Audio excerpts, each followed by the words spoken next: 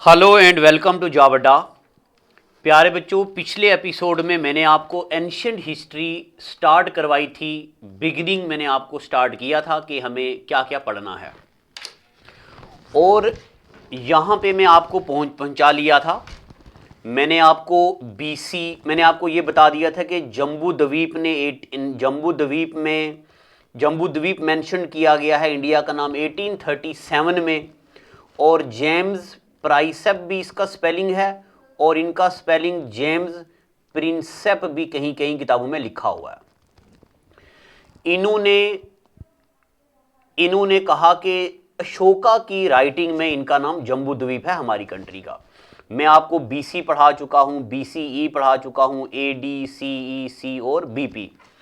कल मैंने आपको जब कैलेंडर पढ़ाया था तो मैंने वहां पे हिजरी कैलेंडर की जो डेट है, मैंने हिजरी कैलेंडर की डेट 322 एडी लिखवा दी हुई है, और मैंने वीडियो के नीचे कमेंट में लिखा भी हुआ है कि ये गलती हो गई है, आप 322 की जगह इसको 622 एडी कर दो। ठीक है, अब आपको पता है। अगर कोई बच्चा यहां पे दूसरा लेक्चर ये पहला पढ़ रहा है तो आप पहले पिछला वाला लेक्चर पढ़िए, फिर आपको समझ आ जाएगा सीक्वेंस में। इसको यहां पे आप कर दो, 622 कर दो, और उसके बाद अब हम चलते हैं आगे। अब प्यारे बच्चों देखो, अब हेडिंग डालो अपनी नोटबुक पे हिस्ट्री।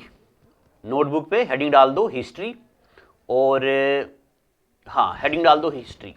हिस्ट्री से यानी कि आप हेडिंग डाल दो सोर्सेज ऑफ हिस्ट्री। अब आप नोटबुक पे हेडिंग डाल दो sources of history.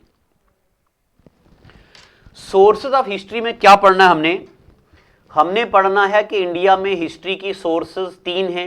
Number 1 archaeological source, number 2 literary source, और नंबर 3 फॉरेन ट्रैवलर्स। अब आर्कियोलॉजिकल का क्या मतलब होता है? हमें जमीन के अंदर से कोई फॉसिल्स मिले, यानी हमें जमीन के अंदर से, अब सुनिए गौर से, हमें जमीन के अंदर से एक सील मिल गई। सील यानी कि स्टैंप मिल गई। अब हमने इस सील की कार्बन डेटिंग करी। कार्बन डेटिंग एक मेथड है जिससे हमें यह पता चलता है कि कोई चीज कितनी पुरानी है।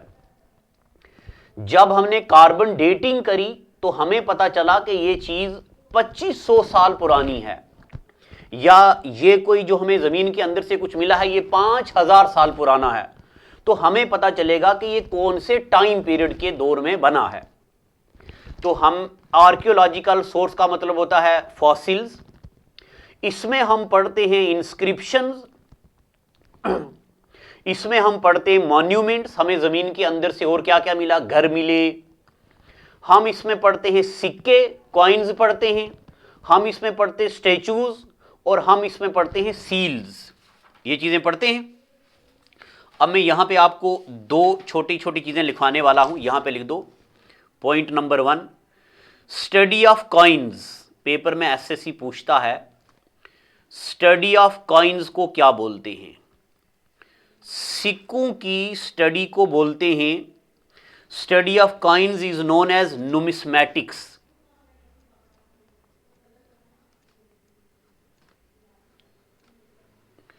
स्टडी ऑफ कॉइन्स को बोलते हैं नुमिस्मैटिक्स।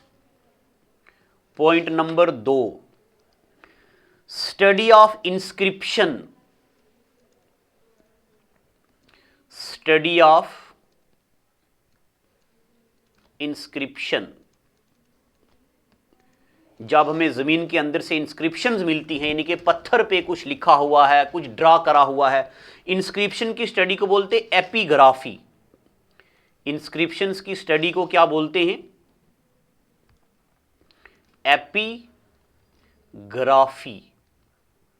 और पॉइंट नंबर 3, आज हाथ बहुत ठंडा हो रहा है तो लिखे नहीं जा रहा। Point number 3, study of old writing.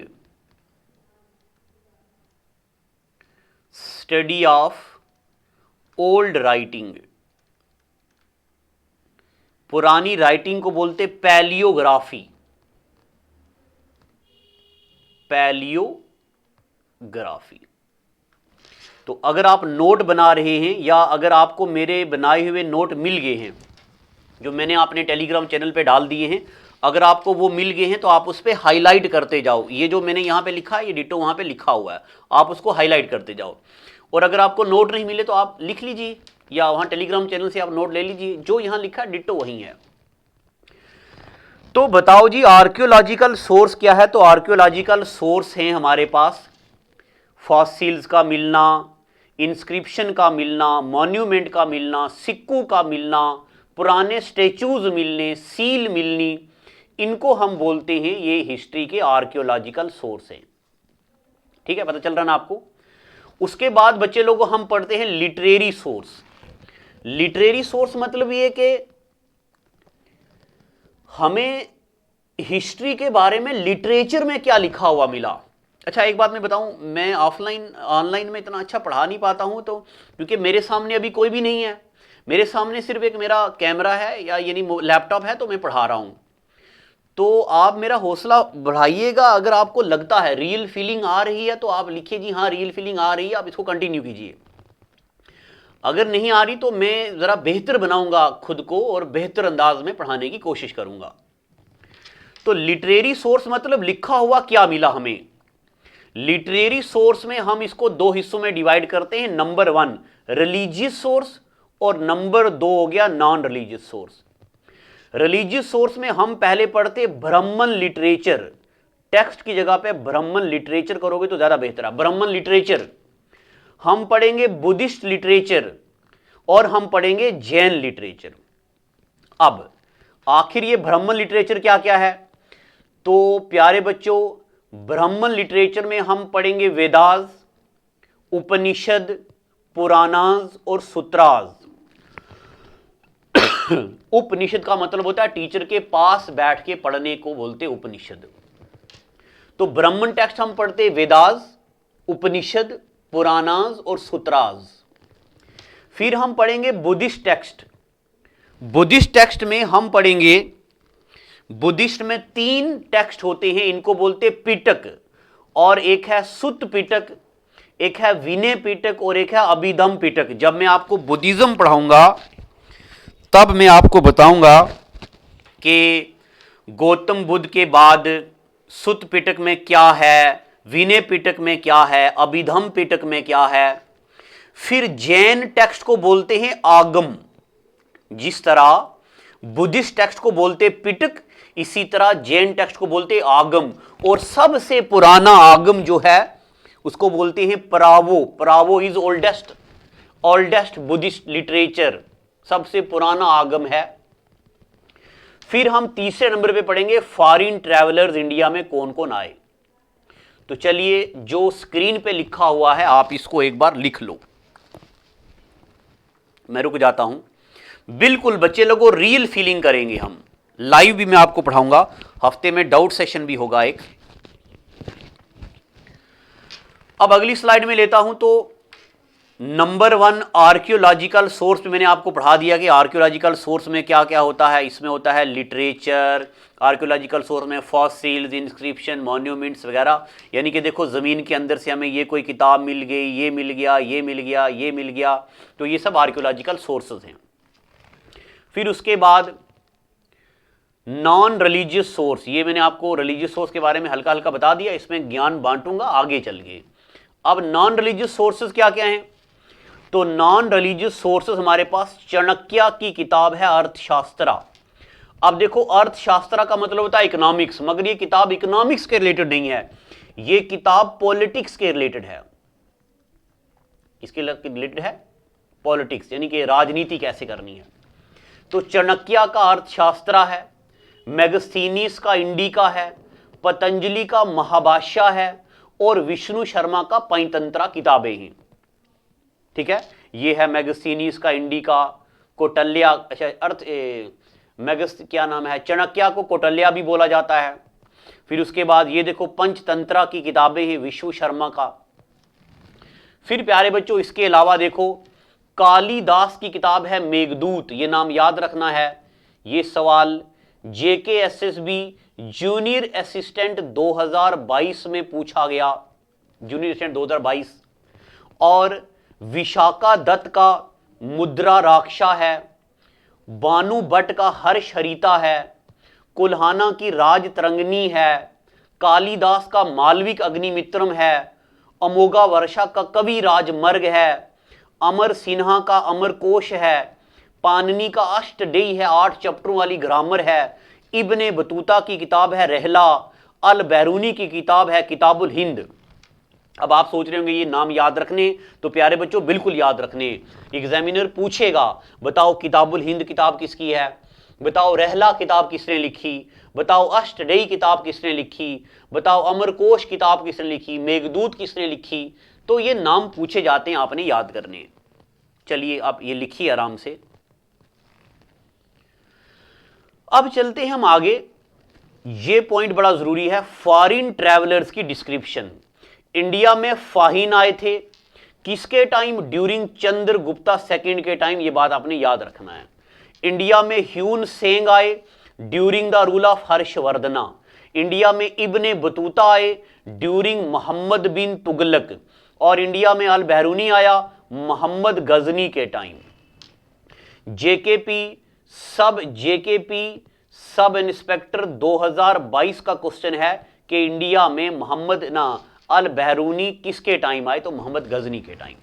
तो देखो बच्चे लोगों, इंडिया में जब फाहिन आए तो फाहिन ने किताब लिखी, मैं यहां पे लिख रहा हूं, फाहिन की बुक का नाम है फौकूकी, किताब का नाम है फौकूकी, ये लिख लेना। फाहिन की किताब का नाम है फौकूकी, इसका मतलब होता है ट्रैवल विद फाहिन, आप खुद लिख लेना यहां ब्रैकेट में। फाहिन का फौकूकी का मतलब होता है ट्रैवल विद फाहिन। और ह्यून सेंग ने किताब लिखी, इनकी किताब का नाम है सी यू की का मतलब होता है education system in India. C U की का क्या मतलब होता है, एजुकेशन सिस्टम इन इंडिया। तो मैंने अभी आपको बताया इब्ने बतूता ने किताब लिखी, एक बार रिकॉल करा देता हूं, ये देखो यहां पर कहां पे है इब्ने बतूता, यहां पे इब्ने बतूता के बारे में यहां नहीं, हाँ ये देखो ये मिल नहीं रहा था। इब्ने बतूता ने किताब लिखी रहला, ये किताब भी जरूरी है। फिर उसके बाद मैंने आपको बताया फाहिन ने किताब लिखी फौकूकी, और इसका मतलब होता है travel of Fahien. Hiuen Tsang ने किताब लिखी CU की, इसका मतलब होता है education system in India. Ibn Battuta की किताब मैंने आपको बता दी। और अल बहरूनी के बारे में मैंने आपको कल बताया था, ये लिखा हुआ है, अल बहरूनी ने लिखी किताबुल हिंद, और किताबुल हिंद की वजह से इनको बोला जाता है फादर ऑफ इंडोलॉजी। ठीक है, मैं उम्मीद करता हूं कि आपको यह पता चल चुका है। आगे चलते हैं आगे। अब देखो बच्चे लोगों, अभी तक मैंने आपको पढ़ा दिया है इंडिया में यहां देखिएगा, ये हमने आर्कियोलॉजिकल सोर्स बता दिए मैंने आपको, बस ये नाम है। लिटरेरी सोर्स को 2 हिस्सों में डिवाइड किया, number 1 religious, number 2 non religious. Religious में ब्राह्मण, बुद्धिज्म और जैन टेक्स्ट, ये मैं आपको आगे पढ़ाऊंगा, जब मैं बुद्धिज्म पढ़ाऊंगा, जैनिज्म पढ़ाऊंगा तब बताऊंगा। और नॉन रिलीजियस सोर्सेज के बारे में अभी जो मैंने आपको पढ़ाया, चाणक्याकार शास्त्रा, मैगजीनीस का, इंडिका, पतंजलि का महाभाष्य, विष्णु शर्मा की पंचतंत्रा की किताबें, कालिदास का मेघदूत और कालिदास का मालविक अग्निमित्रम, विशाखा दत्त का मुद्रा राक्षा, बानु भट्ट का हर्षरिता, कुल्हाना की राजतरंगिणी, कालिदास का मालविक अग्निमित्रम, ये 150 सारी किताबें मैंने आपको बता दी। अब चलते हैं आगे। अभी तक मैंने आपको हिस्ट्री के बारे में ज्यादा नहीं बताया, अब आगे चलते हैं। तो प्यारे बच्चों, अब आप हेडिंग डालो हिस्ट्री, जिस तरह स्क्रीन पे लिखा हुआ आएगा इसी तरह आपने भी लिखना है। हिस्ट्री को डिवाइड किया गया 3 हिस्सों में, number 1 ancient history, number 2 medieval history, number 3 modern history. Ancient history को डिवाइड किया गया है 3 हिस्सों में, number 1 pre historic era, number 2 proto historic era, और नंबर 3 हिस्टोरिक एरा। अब मैं आपको बताता हूं प्री हिस्टोरिक एरा का मतलब क्या होता है। सुनते जाइए बच्चे लोगों गौर से, एक बात बता दो, समझ आ रहा कि नहीं आ रहा नीचे कमेंट में लिख दो, ताकि मैं अगले लेक्चर में और एनर्जी डालूं। प्री हिस्टोरिक एरा का मतलब होता है हमें जमीन के अंदर से खुदाई करते वक्त फॉसिल्स मिले, मगर इन फॉसिल्स के बारे में कोई भी हमें फॉसिल के बारे में कोई भी रिटन सोर्स नहीं मिला। हमें जमीन के अंदर से फॉसिल मिले, मगर हमें जमीन के अंदर से उनके बारे में कुछ भी लिखा हुआ नहीं मिला। ऐसे टाइम पीरियड को बोलते pre historic era. Proto historic era का मतलब है हमें जमीन के अंदर से फॉसिल्स मिले। मैं कलर दूसरा ले लेता हूं, शायद आपको ये ना दिख रहा हो। फॉसिल मिले, इनके बारे में हमें रिटन सोर्स भी मिल गया, मगर वो रिटन है क्या, लिखा हुआ क्या है, पता नहीं चल रहा है। यानी कि रिटन सोर्स के बारे में लिख दो नॉट डिकोडेड। ये रिटन सोर्स अभी तक डिकोड नहीं हुआ। ठीक है, आगे चलते हैं। हिस्टोरिक पीरियड में हमें जमीन के अंदर से फॉसिल्स मिले, हमें इनके बारे में रिटन सोर्स भी मिला और हमने इसको डिकोड भी कर लिया। इसको बोलते हिस्टोरिक एरा। पता चल गया कि नहीं? स्वाद आ रहा कि नहीं आ रहा? अब एक बार मैं इसको लेमन लैंग्वेज में बताता हूं। हमें जमीन के अंदर से एक डब्बी मिल गई। अब यहां पे डब्बी के बारे में कुछ भी लिखा हुआ नहीं मिला। अब यहां पे डब्बी मिल गई और डब्बी के साथ कुछ लिखा हुआ भी मिला, मगर लिखा हुआ क्या है पता नहीं चल रहा। अब यहां पे हमें जमीन के अंदर से कोई डब्बी मिल गई और डब्बी के साथ लिखा हुआ भी मिल गया। अब यहां पे लिखा हुआ है बड़ा बड़ा फाउंडेशन करीम, और लिखा जनाब सबसे पहले चेहरे को धोएं, फिर तौलिए से साफ करें और ऐसे ऐसे करके लगाएं और 7 दिन के अंदर चेहरे को चिट्टा गोरा पाएं। देखो अब हमें फॉसिल मिला, रिटन सोर्स मिले और हमने डिकोड भी कर दिए, यानी कि चीजों की अंडरस्टैंडिंग होने लगी है। पता चल गया कि नहीं? अब आगे चलते हैं। इसको मैं अरेज कर देता हूं।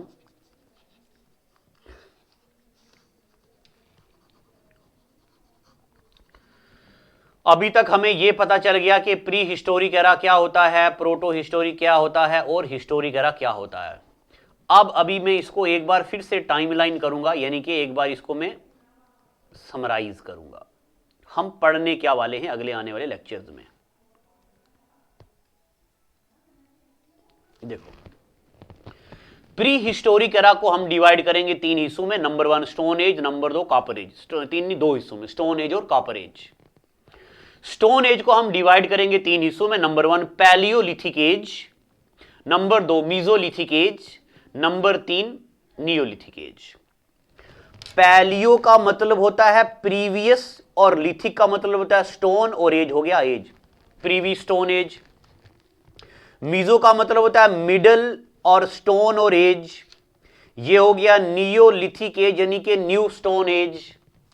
और पैलियोलिथिक को फर्दर डिवाइड करेंगे हम 3 हिस्सों में। Number 1 lower palaeolithic age, number 2 middle palaeolithic age और नंबर 3 अपर पैलियोलिथिक एज। यानी कि लोअर पैलियोलिथिक एज में क्या है, मिडिल पैलियोलिथिक में क्या है, अपर पैलियोलिथिक में क्या है।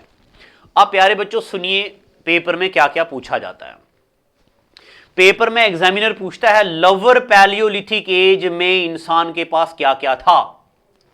लोअर पैलियोलिथिक एज की साइटें कहां कहां पे हैं।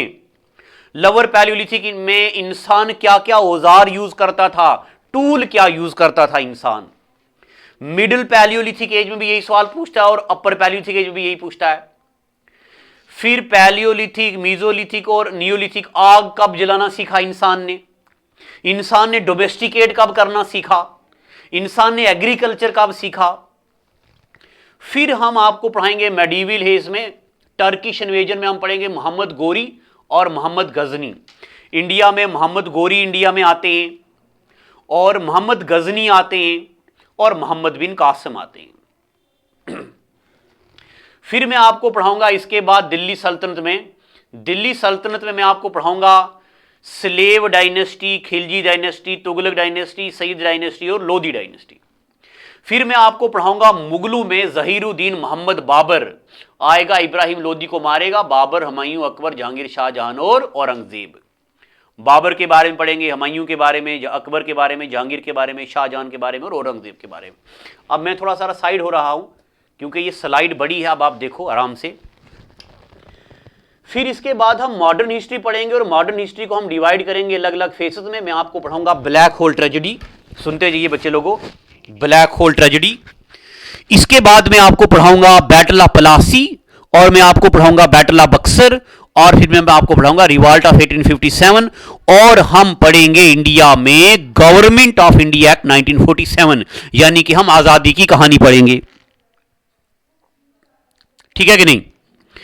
अब जो भी यहां मैंने स्क्रीन पे लिखा हुआ है, एक और लाता हूं, Indus valley civilisation. Indus valley civilisation में मैं आपको इंडस वैली सिविलाइजेशन की साइट पढ़ाऊंगा। फिर इंडस वैली सिविलाइजेशन के बाद मैं आपको पढ़ाऊंगा इंडिया में बुद्धिज्म। हम पढ़ेंगे इंडिया में बुद्धिज्म, और हम पढ़ेंगे इंडिया में जैनिज्म। फिर हम पढ़ेंगे इंडिया में महाजनपदाज, यानी कि बीच में ही महाजनपदाज। फिर मैं आपको पढ़ाऊंगा प्री मोरियन फेज। फिर मैं आपको पढ़ाऊंगा पोस्ट मोरियन फेज। ऐसे करके आखिर में फिर मैं पढ़ाऊंगा Haryanka dynasty, Shish dynasty, Shishunag dynasty, Nanda dynasty, Persian invasion, Greek invasion, Mauryan dynasties. ऐसे ये पढ़ने के बाद मैं आपको ले आऊंगा टर्किश इन्वेजन में, दिल्ली सल्तनत में और मुगल में। यानी कि ये पढ़ने के बाद फिर हम मॉडर्न फेज पढ़ेंगे। तो मैं उम्मीद करता हूं कि जितना मैंने अभी तक बोर्ड पे लिखा है आपको इतना समझ आ गया है। मैं ये नहीं चाहता हूं कि आपको सारा कुछ आ जाए, बस कम से कम इतना जो स्क्रीन पे लिखा है इतना आ जाए। यहां तक पता चल गया? अब देखो बच्चे लोगों, मैं सामने आ जाता हूं। अगले एपिसोड में मैं पीडीएफ ले आऊंगा स्क्रीन के ऊपर। अगले एपिसोड में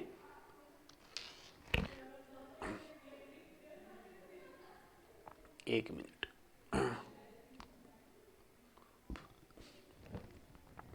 जो इसके बाद वाला एपिसोड होगा, मैं उसमें क्या करूंगा, जो मैंने आपको पीडीएफ अपने टेलीग्राम चैनल पे दी है ना, वही पीडीएफ मैं यहां पे रखूंगा। जो मैंने आपको पीडीएफ दी है अपने टेलीग्राम चैनल पे, वो पीडीएफ मैं यहां रखूंगा पीछे बैकग्राउंड में, और फिर उसी से आपको पढ़ाऊंगा। उससे क्या होगा कि आपके पास रिटन मटेरियल भी होगा और हमारे पास कम टाइम में डेटा बहुत ज्यादा आ जाएगा, कंटेंट हम ज्यादा पढ़ लेंगे। फिर मैं आपको एमसीक्यूज प्रैक्टिस भी कराऊंगा। अब कुछ बच्चे मुझे बोल रहे थे कि सर कंप्यूटर भी पढ़ाओ, कंप्यूटर पढ़ाओ वीएलडब्ल्यू में। तो अब मैंने हिस्ट्री स्टार्ट कर दी हुई है, अगर इसको बीच में छोड़ूंगा तो फिर ठीक नहीं लगेगा, तो पहले ये पढ़ा दूंगा, फिर मैं आपको ये भी पढ़ा दूंगा। अभी हमारा पेपर लेट है। अब मैं आपको बताऊं, अगर आप एसएससी की तैयारी कर रहे हो तब भी ये हिस्ट्री काम में आएगी।